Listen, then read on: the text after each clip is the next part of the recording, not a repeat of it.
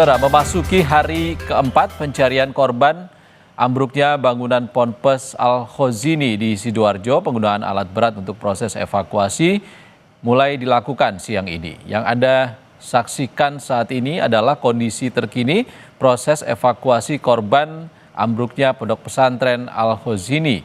Seperti yang Anda saksikan, saudara, saat ini kren sudah dikerahkan untuk membantu mengangkut reruntuhan bangunan, di mana ada sekitar lebih dari 50 korban yang diperkirakan masih tertimbun reruntuhan pondok pesantren.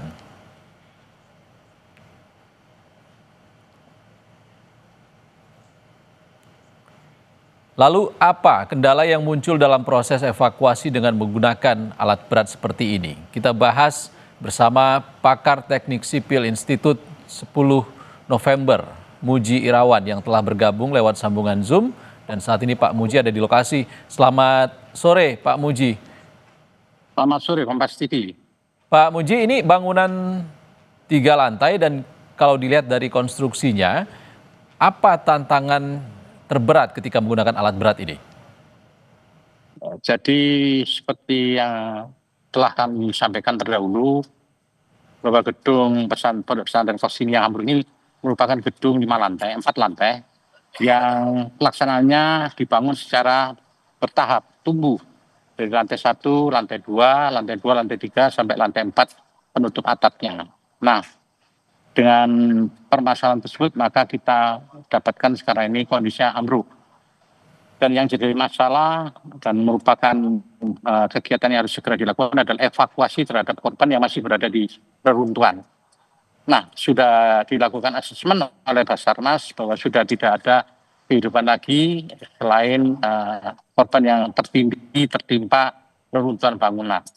Nah, asesmen tersebut membolehkan kita untuk melakukan pembongkaran gedung secara hati-hati dan bertahap agar tidak memperparah kondisi daripada korban yang tertimbun di lantai dasar. Ini kita sudah mulai dengan izin yang semua pihak memahami. Ini kita sudah mulai pembongkaran sampah-sampah yang di atas, kayu-kayu, bekesing, bambu, dan sebagainya. Itu kita bersihkan semua. Selanjutnya, bertahap kita akan membongkar plat, kolom, dan balok dengan memperhitungkan masing-masing berat dan memperhitungkan kondisi stabilitas dari reruntuhan.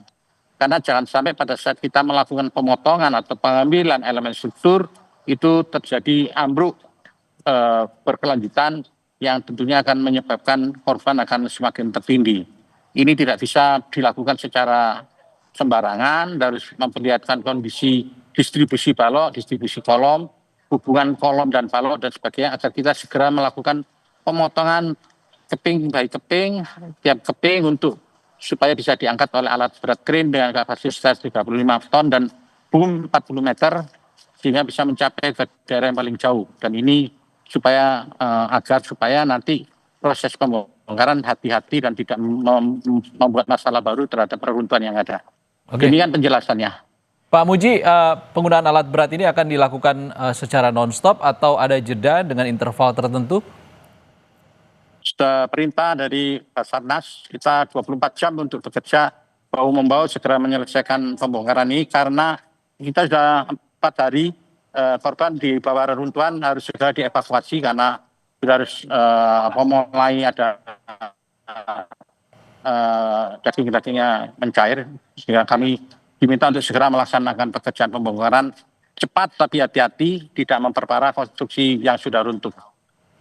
Oke, jika dalam pengangkatan lapisan reruntuhan ini nantinya ditemukan korban yang tertimbun, Halo? Pak Muji. Pak Muji? Halo, suara hilang. Pak Muji, dengar suara saya? Halo? Halo Pak Muji, Anda bisa mendengar suara saya? Ya, oke, sudah mulai bisa. Oke, Pak Muji, kalau nanti dalam pengangkatan lapisan-lapisan reruntuhan ini ditemukan korban, apa teknik yang akan dilakukan? Ya, jadi kami akan memantau dan dipandu oleh Basarnas. Begitu kita menemukan korban, langsung kita akan berhenti, Basarnas masuk ke lokasi, tapi kita masih bisa melakukan pembongkaran di sisi lain yang masih aman. Jadi kita priority adalah untuk mencapai lokasi korban sehingga kita bisa melakukan evakuasi. Demikian.